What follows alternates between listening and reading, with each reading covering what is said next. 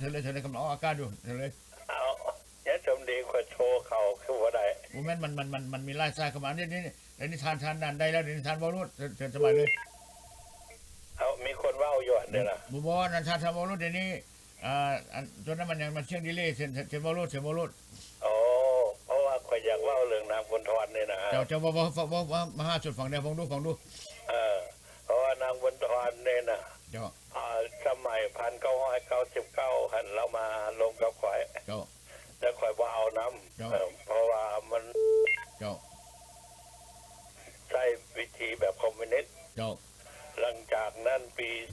2001ข่อยไปเฮ็ดบุญให้ดร.จู้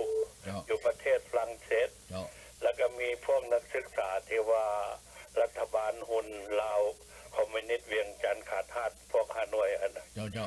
ไปร่วมแล้วเล่าให้ฟังหมดละประวัตินางบุญทรเนี่ยนะเขาบอกว่าเขาตรงมาเนี่ยนะผู้ที่สำคัญเป็นนางบุญทรกับเท้า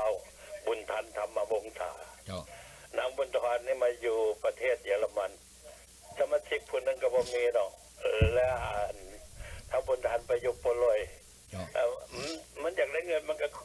มาขอใครนะขอกระดามันเนาะบัดนี้คอยอยากเล่าทันและนางบุญทรเรามาประชุมปี2013อยู่เวอร์จิเนียนะเห็นหนังสือเชิญข่อยบอกหนังสือเชิญนั่นนะมันว่าที่รายงานภาคปฏิบัติปี2013แล้วก็ที่ภาคปฏิบัติ2014แล้วว่าคันหลวงบ่มาเนี่ยบ่แม่นองค์การรวมพลังลาวได้ว่าข่อยว่านางบุญทรเจ้าผิดและเจ้าอยู่ในหนังสือเจ้าเชิญข่อยนะแม่นเจ้าเชิญข่อยไปอยู่พื้นตีนเจ้าอยู่หันเจ้าบอกว่าเจ้าที่รายงานปี2012บ่แม่นเจ้าเชิญมาในนามประธานต่างๆมาลงกันการเจ้าเว้าอีกบัดนึงข่อยบอกว่าเจ้าหับใช้คอมมิวนิสต์โดยคงแหละว่า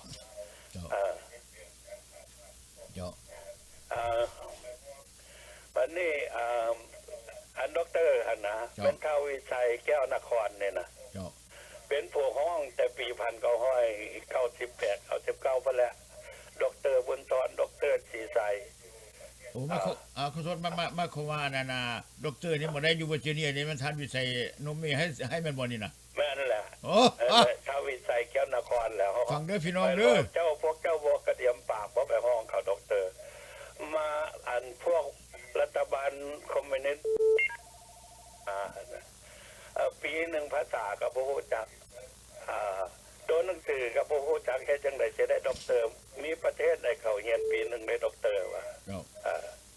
แล้วพวกเขาเราเป็นเท่าสิใสเดี๋ยวนี้มาอยู่แคลิฟอร์เนียแล้วว่านางบุญทรเนี่ยนะแมนลูกแหล่งตีนมือเขาแท้ๆเนี่ยแล้วก็บอกว่าเป็นพรรคฝ่ายค้านว่าเจ้าฝ่ายค้านแต่เจ้าอยู่ต่างประเทศพรรคฝ่ายค้านมันมีประเทศแต่ประเทศหนึ่งที่ว่าอยู่ภายในประเทศนั้นมันมีพรรคฝ่ายค้านฝ่ายสนับสนุนขันพรรคฝ่ายค้านอยู่นอกประเทศมันพวกเจ้ามันเจ้าอ่ะนะค้านพวกเหตุการณ์ต่อสู้อ่ะแต่ว่านางบุญทรอยากรู้จักบอกว่าประวัติเราผ่านมาเราดีหรือบ่ดี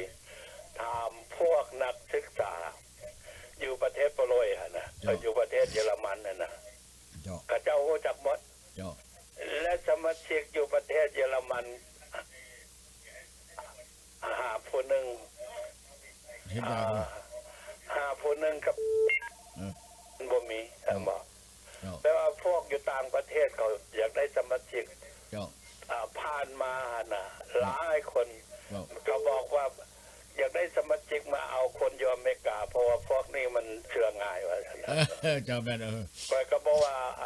มันบ่แม่นหมดดอกแปลว่าส่วนหนึ่งว่าซั่นแม่นเอามาอยู่ประเทศศรีวิไลนี่นะเอายังมันสมองเฮาน่ะยังบ่เคยเปลี่ยนแปลงแล้วก็บ่เบิ่งผู้ใดเว้าดีก็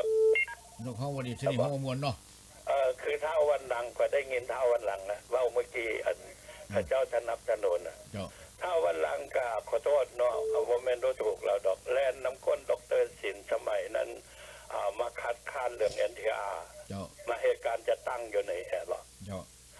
แล้วก็เอาผู้สาวน่ะมีเมียแล้วน่ะยังเอาผู้สาวไปเฮือนข่อยนี่นะ เจ้า ไปกินข้าวอยู่บ้านข่อยเบิ่งแล้วบ่มีอย่างหมดอาจารย์ซา เจ้า คันว่าเป็นนายทหารอากาศไว้ก็บ่ดูถูกหรอกเนาะ เจ้า คันสมัย1970ปลายอะนะ เจ้า บ่ทันได้โคโลแนลจะอยู่พอ เจ้า หมู่ข่อยนะว่าคำมงคลนะมันก็ข่อยเห็นมันได้อันสักสองว่าซั่นซะ เจ้า กันห้องนั้น เจ้า เป็นแล้วเราได้โคโลแนลว่าซั่นซะใช่บ่ฉะนั้นแหละพวกสมาชิกของพันธมิตรให้เบิ่งคักๆว่านางบนทอดนี่มันหยังก้อยก็บ่ว่าดอกว่าออกจากเราซะเลยหยังพวกที่ว่าอยู่พันธมิตรอันน่ะ เจ้า ข้าเจ้ากำอยากต่อสู้เอาประเทศชาติเราคืนอยากขับไล่แก้วออกเนาะ เจ้า แต่ว่าข้าเจ้าเลือกผู้นำพิษ เจ้า เลือกผู้นำพิษคันจะมาเลือกเอาเท่าวันหลังอีกกับพิษอีกอันตามคอยเบิ่งเนาะ เจ้า เจ้า อันนี้และดีใจเด้อเมื่อกี้ช่วงหลานสาวข้าเจ้าเว้านะ เจ้า ก่อนจิต เจ้า ให้ข้าเจ้าอยู่ดีไม่แห้งเด้อต่อสู้เพื่อประเทศชาติต่อไป เจ้า สำหรับข่อยนี่ยังบ่ได้เศร้าดอก เจ้า ยังสืบต่อ เจ้า เพราะว่าการจัดตั้งได้ที่ว่ามันแข็งแรงที่สุดนะเป็นพวกคอมมิวนิสต์มันพยายามส่งพวกของมันมาทับมั่งว่าจังซั่นครับบ่ เจ้า การที่ว่านางบุญทรนั่นน่ะไปสาประชาชาติบอกไปเช่นว่าข่อยนี่ไปก่อนเรา เจ้า ไปสาประชาชาติถามเชื่อไปคณะกรรมการสิทธิมนุษย์เชิญพวกข่อยไปพบข่อยมีหนังสือเขาเชิญหมดรัฐมนตรีกระทรวงต่างประเทศอเมริกาเชิญข่อยไปพบนี่นะข่อยก็มีหนังสือหมดว่าซั่น เจ้า เจ้า แต่ว่ามันก็มีพวกบ่ดีอยู่ในนี่ทับมั่งบอกตอนนั้นข่อยจะเอาพวกวังเตามา เจ้า แล่นอยู่ในสภา เจ้า แล้วก็อันนั้นกระทรวงต่างประเทศอเมริกาเชิญข่อยไป เจ้า ก็ให้พวกคณะบริหารเนี่ยอีเมลไปบอกว่ายังรับบ่ได้เถื่ออยู่ในก่อนที่ว่านะอยู่ในบัตรเชิญกับเจ้านะหากทานมาประชุมเจ้านี้บ่ได้ข้าพระเจ้าจะเลื่อนการประชุมให้เจ้า เมื่อใดสะดวกจะโทรมาหาข้าพเจ้า แล้วพวกอยู่ในนี่โบอีเมลไปหาเลขาของกระทรวงต่างประเทศจนเลขากระทรวงต่างประเทศโทรนำซอกข้าพเจ้านะข้าพเจ้าเป็นอพยพสัญชาติอเมริกาเป็นอย่างนั้นกระทรวงต่างประเทศของอเมริกาซอกหาข้าพเจ้าขันบนเสือและกระถามในพลสุดใจเบิ่งเพราะว่าเพิ่นเหตุการณ์สมัยนั้นเพิ่นเหตุการณ์อยู่เพนทากอนเขาโทรไปหันในพลสุดใจเวลานั้น4 โมงโทรมาหาข้าพเจ้านะบอกว่าน้องเป็นยังบ่ไปอันประชุมรัฐมนตรีอันกระทรวงต่างประเทศเพิ่นเชิญมาเลขาข้าเจ้าโทรมาหาอ้ายเนาะว่าซั่นมันเรื่องประเทศชาติแท้โอ้ยก็น้อยไอ้อันแบบคนอยู่นี่เฮ็ดอีเมลไปแล้วเด้เพราะว่าสิถามพวกวังเต่ามาว่านะว่าพวกเขาว่าบ่มีอย่างเด็กคอยนี่นะโทรไปหาเลขากระทรวงต่างประเทศข้าเจ้าว่าโอ้ my god เป็นอย่างเจ้าว่าโทรยังหาข่อยว่าข่อยเห็นนั่นแหละว่าก็ขอโทษเอากับเจ้าเนาะก็อยากเว้าอีกวันนึงกันผู้ใดแลนนำก้นนางบนทนเอาซะมันบ่มีประโยชน์แล้วก็ค่อยเห็นไปพวกเพิ่นไปประชุมอยู่เทนเนสซีเนาะมีเจ้าคำหลวงโกโลแนนพายแห่อยู่นำก้นเจ้าคำหลวงอ่ะนะแต่ก่อนอยู่น้ำข่อยนี่นะเว้าไปเว้ามาแล้วเฮ็ดไปเฮ็ดมาแล้วโอ้ยน้องให้นี่ยอมเขาแล้วเด้อยอมพวกแนวลาวแล้วเด้อวะเอาเป็นเสื้อเจ้าจังไดเจ้าออกปากบักขอยอมเขาแล้วเดี๋ยวนี้มาเฮ็ดกับนางบนทอนบ่คอยกันหอยด่าซะเจ้าเป็นเสื้อเจ้าเกิดมาเป็นเสื้อเจ้าน่ะได้เจ้าบ่น่าอายพวกอันประชาชนบ่คือข่อยนี่นะลูกสาวให้สาวนานะก็ยังบ่ยอมมันได้เมื่อใดใจข่อยบ่ขาดนั่นน่ะแปลว่าข่อยสิสู้มันเมื่อใดใจข่อยขาดข่อยยังผีข่อยก็ยังสู้มันอยู่แอบว่า จ้า สมัยหลายปีผ่านมา เจ้า บางคนนี่โทรมาขอหนังเขียนหนังสือเรื่องอาการเคลื่อนไหวขององค์การข่อยก็ส่งให้หมดเกือบ200 คน เจ้า แต่ว่า200 คนหนังเขียนหนังสือนะช่องเรื่องบางใหญ่เต็มช่องละ17-18 ดอล200 คนจะไล่เบิ่งมันหลายปานใดว่าซั่น เจ้า แล้วใบหนึ่งก็บ่เห็นคืนนะเจ้าว่าอันนี้ก็ดีใจได้อย่าสมดีเด้อ เจ้า เข้าใจหลาย เจ้าเข้าใจเลยได้ทาน พ เด้อย ายาม เจ้า ขุดค้น เจ้า เรื่องนางบุญทรนั่นนะอันนี้ก็รู้จักหมดเรื่องนางบุญทรนั่นนะแต่ว่าคนนักบ่เชื่อดอก โอเคก็เรียนก็เข้าใจนำทานที่ว่าได้อธิบายให้พี่น้องชาวโลกได้ฟังว่านางบุญทรนั้นได้ด็อกเตอร์อยู่เวอร์จิเนียนี้มายามทานอยู่นี่แล้วก็มีพี่น้องลาวคนนี้นี่มันหาขนาดนามว่าดรบุญทรดรที่ไซแมนบ่ มันเท่าวิสัยแก้วนครเป็นผู้ห้อง โอ้